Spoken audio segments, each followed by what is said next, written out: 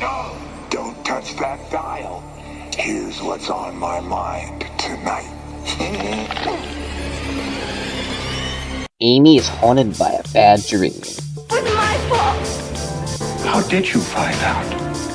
I dreamed it. A nightmare that was real, and that she can stop the nightmare and change the past.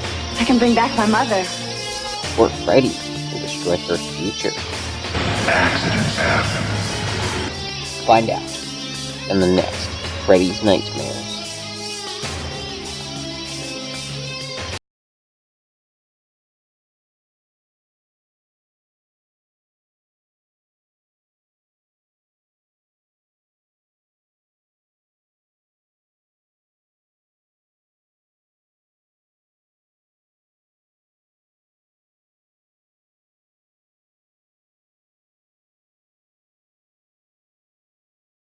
In it. I kind of wish that Tina, who's in the second episode, or whatever her real name is, was in this episode, but oh well, I'm watching this, so let's just go through it. So we start like usual, and Freddy starts the episode with a striped ball because there are two little girls playing with it, and since this is a Freddy's Nightmares episode,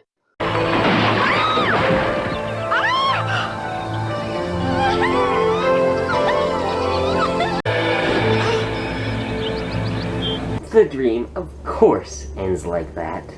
and so she talks about to her father, who not exactly in the Christmas spirit. And yes, this episode does take place on Christmas, or around Christmas. So technically is an episode that is around Christmas, even though it's not a very big part of the plot. And I'm pretty positive it didn't come out around Christmas. And there was one Freddy's Nightmares episode that didn't come out on Christmas, or Christmas Eve. Well, supposedly it came out on Christmas Eve, but that had nothing to do with Christmas, and I don't understand why they say that's this 12th episode and it was on Christmas goddamn Eve. But instead of that, this is the only episode to actually be on Christmas. And missed opportunity with Freddy not being dressed as like Santa Claus or something, saying ho ho ho, or some shit like that. I mean, really, missed opportunity. They should have done it. So she leaves to see her friend, talking about her scar on her head. Step right up, have we got a show for you? Incest. What? That isn't incest. I mean, it's best that you don't show incest. I don't want to see that. Computers, the army. We're just jacking around. You are kind of spoiling your second half, which is kind of insane. The scariest thing of them all. Oh no! What do they all have in common? Me! I call it Freddy's stew, so bon appetit. So we go to her at her appointment with her doctor, talking about never knowing her mother and talking about her dreams. Oh, god damn it. Didn't we do this with the coach from the last episode? This guy, I think, isn't a killer, but yeah, I kind of wish he was a killer. It'd probably make the episode a little better. And so he talks about real dreams and how their dreams change. Yeah, you should probably tell that to Freddy. He'd probably call you quack and then slit your throat or do some shit to you. Either way, you'd probably be dead. So she has another dream, but this time other girls ran over too. And it turns out her friend is now in a wheelchair.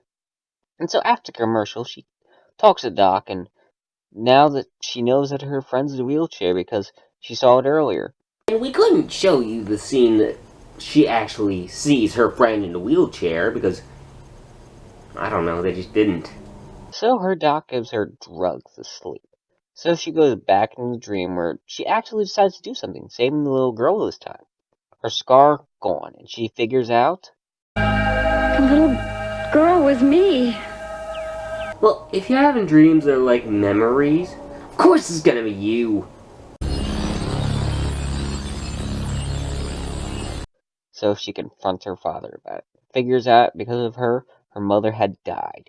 Him saying that he was about to go on a trip before she died, and she sees her friend on her feet again, so she goes to the doc saying that she will bring back her mother this time.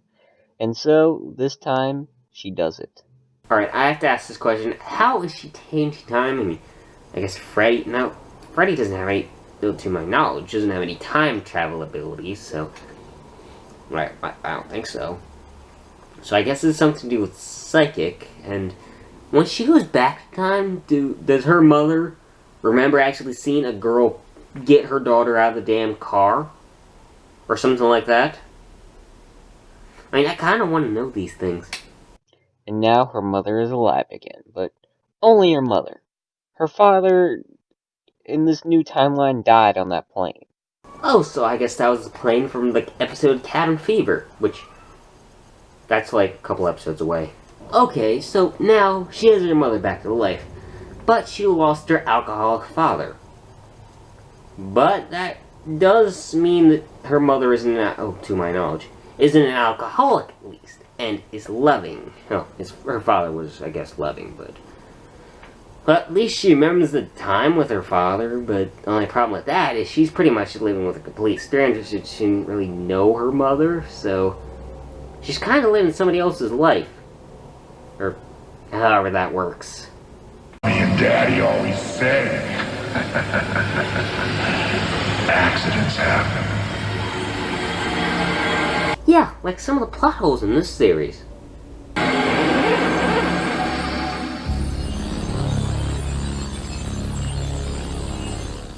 So the second half begins at a military base, and everything beginning to go wrong, and there being a nuclear explosion. Wait, I thought you were joking about nuclear warfare. I thought that was just a joke. Are you really gonna do that? Today's Springwood! Tomorrow, the world! I mean, I guess so. I mean, it's different between halves, but at least we got the same character. Kaboom!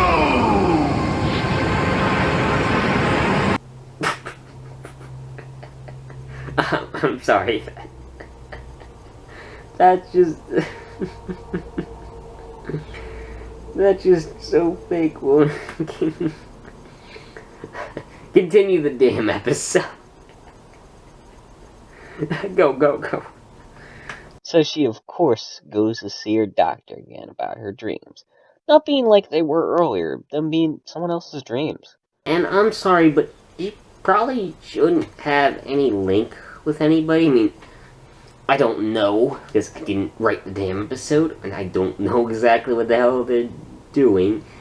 But, I don't think that's how it would work. She shouldn't have a link with a random person. I mean, she was dreaming about the future, or the past, how she could change the future. That's probably not part of her powers, is seeing other people's dreams. Unless that's a dream power. So Doc calls somebody, and she dreams about some black-faced kid. So a guy from the FBI comes to talk to her. And we go to the guy that she's been dreaming about, not being so bad of a guy right now. So they talk about the girl, and turns out they got squat. And the launch code was changed, and so this guy, he crashes, falling asleep. Her also sleeping, seeing this guy dreaming about him playing Scrabble about nuclear war. Their hair and teeth falling out. Her seeing the launch code, and the guy going into his job, decided to do something and point a gun at the guy next to him. And the beginning to start the launch code. But he's shot before he can do anything about it. Now, the only question here is, why is he doing it? I mean, is Freddy possessed? No, Freddy can't possess me. He's way too far from Springwood for him to do that, unless he has some sort of link with him, but I don't think, I don't even think Freddy would want to nuke things, so I'm guessing that this part doesn't really have too much to do with him. I can't even fit him into this shit. Now I want you to just relax and get a good night's sleep. Then we can start all over again tomorrow. Again? Oh great, they're kidnapping a psychic girl. You could at least pay her, you know. Nah, I'd rather get you little buckaroos one at a time. See, it is out of character for him to try to blow anything up. He likes to get everybody one by one. Or sometimes in quick successions, but you know, you gotta do that sometimes.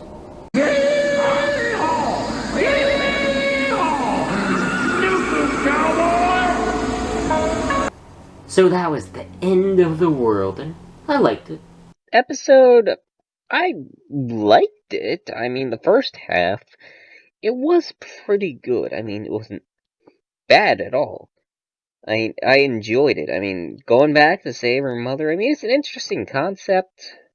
I don't know where these dreams are coming from or anything like that, and the only problem with this is now this creates a new timeline that she remembers the old one, but this wouldn't be her mother, and, like, she'd remember her old memories, but she wouldn't remember the new ones.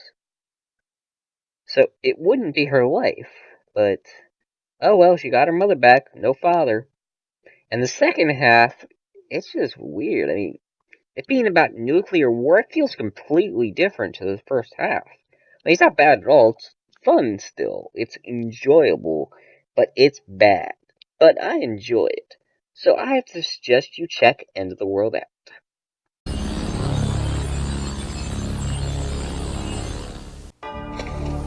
No. Don't touch that dial. Here's what's on my mind tonight. Peter's a reporter with his nose in the news. I want to write about life, not death. And he lives by the story as it happens. This job is killing me. But will his next report be on its own obituary?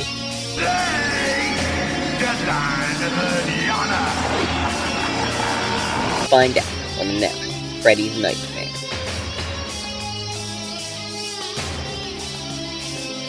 Alright, let's get this over with. I got a deadline. And I gotta buy a watch. So the episode begins with some guy driving his car and turning into some kid as he's touched by a ton of women's hands. Okay, that gotta be fun. Till it crashes. But, still fun.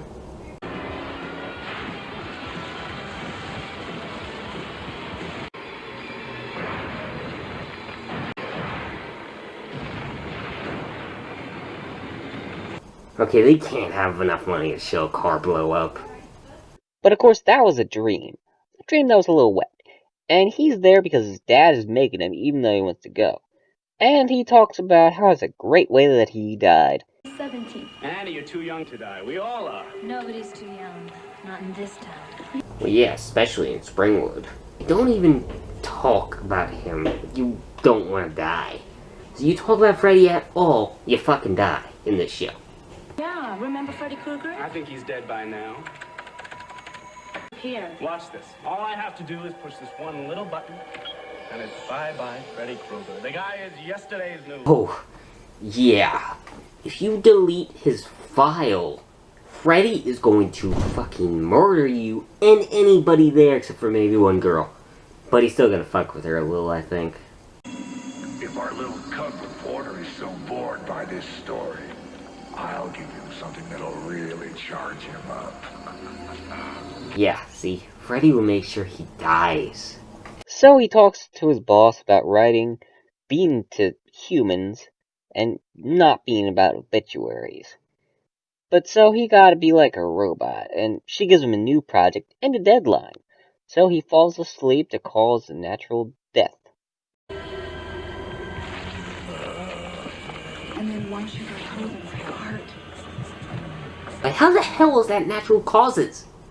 So the guy comes for the report, and he talks to his girlfriend about the dream, him feeling the death. So she doesn't believe him, and another thing on a kidnapping.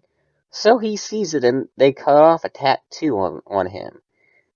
And I guess he died, but he gets another report on a suicide, but he wants to quit, but they won't let him out. Because clearly, Freddy wants him dead, because he deleted his file. Freddy don't like that too much. So they lock him up for his mind. So he has to do one last before the deadline. So he gets to see the guy playing a deadly game of eventually falling off the roof. And Freddy clearly had something to do with this. So his girlfriend comes and he deletes it. Him saying he will accidentally kill himself. No idea how he knows this, but he just does. So he doesn't go down the elevator and being scared, so he goes down the stairs instead, like a dumbass.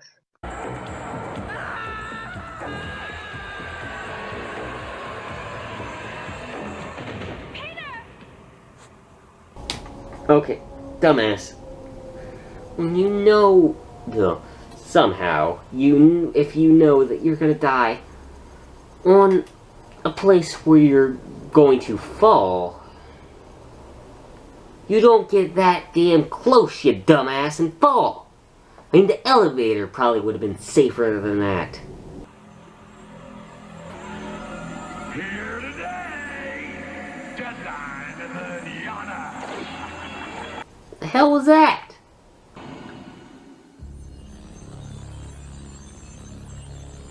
So now, the second act begins with a girl trapped in a fire, being woken up by her father, being tortured by something that happened to her friend.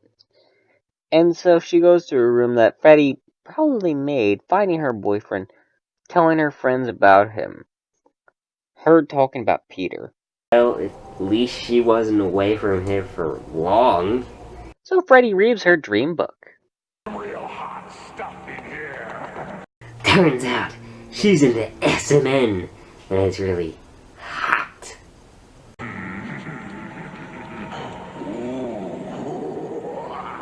So they talk about a party, and she doesn't want to go. Her friends leaving her and disappearing, and later, she tells them about the accident. But they leave her again, so she wakes up from that so her boyfriend can come, and he tells her to give him another chance. Her parents then ignoring her. Or she's a ghost. Either way, somebody's gonna be ignoring her. So her boyfriend takes her on a date. And so she gets ready, and her dad says that she is beautiful. So she goes to see her friends, and we learn what happened to them. Passion burn is forever. If you don't believe me, just ask Star. Yeah, died in a car crash. Well, at least, she didn't have to, like I said, at least she didn't have to live long after the first half. But she's actually able to get out, and she says that she was supposed to die in that car crash, but Johnny is Freddy. Yeah, that is clearly a Freddy laugh. Clearly, Freddy's in her dreams. And clearly, he wanted them all fucking dead. Like I said, he would go after every single last one of them. So he says that she wanted to be with him, but she actually wanted to be dead with her friends. And so she is embalmed, and he's insane, even at the funeral. I can hear you. I can hear you. Mom, Dad, I'm not dead. I'm not dead. I'm not dead. God damn, this guy's insane. I like him. But this, of course, was all a dream, her waking up and the episode ending. Some books you just can't put down. Because they never end. Oh, so you're talking about the Stephen King's It. Well, that's one long-ass motherfucking book. There's some fucked up things in it, too. It's still a good book, though. So that was Deadlining. It's alright. I do enjoy the first half. It is interesting. The writer's feelings, everybody's death. He writes, and it's interesting, I guess, even though the ending of it is a little shitty. He just, accidentally killed himself. And the second half is actually good, if not better, because this guy's insanity, and, it's not a great episode, but it's more flaws than some of the others, but I still enjoyed it. I guess you can go check it out. It's still fun. And who stars in the next episode? Well, it's Brad Pitt. Yep, they have Brad Pitt before he got famous. Should be an interesting episode to